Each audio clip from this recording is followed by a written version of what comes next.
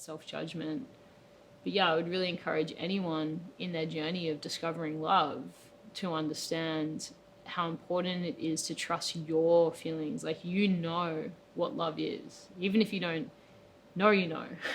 There's something in your system that when you're truly meeting love, it will trigger. It will trigger something in you, like a remembrance. Yeah. And it's clear. It's a clarity.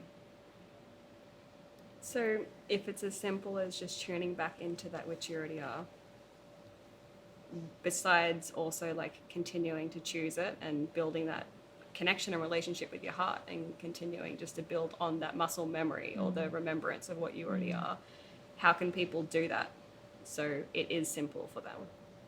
Yeah. I mean, there's heaps of tricks that I could suggest.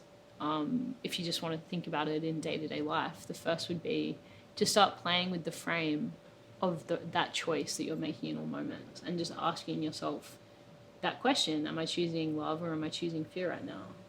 And if that still feels too conceptual, maybe refine it even more and ask, what would love do in this situation?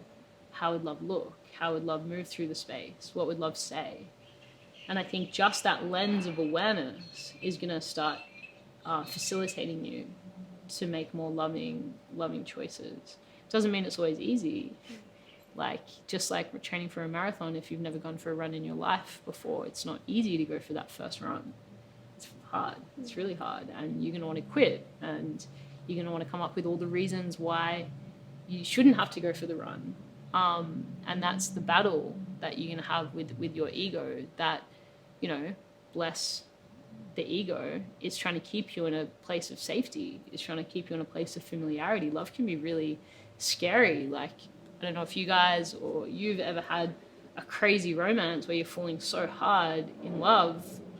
I've experienced that for people. I experienced it when I was writing Love Out Loud. Like, I was in a deep romance with this body of work, and it was terrifying. I was like, there's so much unknown. It feels so big and so expansive, and there's so many variables that I can't control.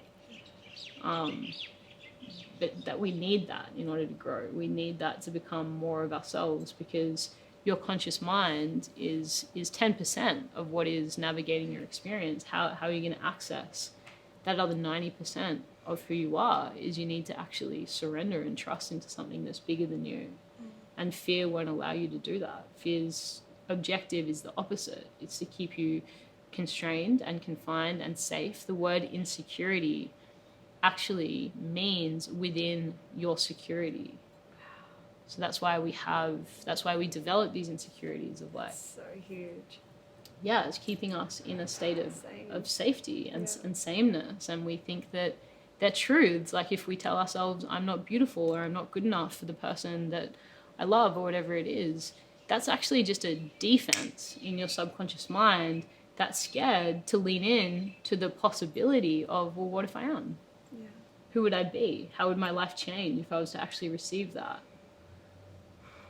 I think, like, touching on what you said before, how, and then in a way of like Hollywood, how it's romanticized love in almost a false light of this is how love is supposed to look, and not even realizing you can have a love connection with your dog, with the trees, with your country, with a stranger when you get a coffee. Totally. With your work and with your vision. And then a lot of people are working these 9-to-5 jobs doing what they hate, spending so much time in traffic. Love this flight. It's teaching us patience right now. Love the fly.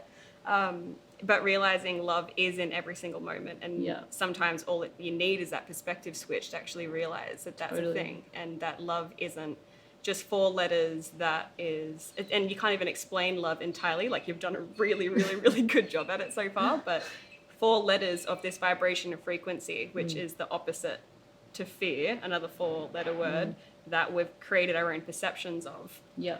And our own meaning to. And so many people fear love because of past pain and everything. And it's like, I think everyone does. Yeah. To a degree. Yeah. Because, you know, they kind of have to exist together, but it's more around, get comfortable with that just being true. Because if you meet the woman or the man of your dreams tomorrow, you know, and they bring everything you've ever wanted to the table, and they're like, I'm ready to be yours, it's going to scare the shit out of you. Like, I don't care how much work you've done. It's a scary prospect. Yeah. to be like, whoa, you know, this dream that I've had my whole life is actually here. Of course it's going to bring up, well, am I enough? Can I hold this? You know, like, what's the catch? That's the other thing. Like, is this too good to be true? Yeah. That's beautiful because it creates a vulnerability.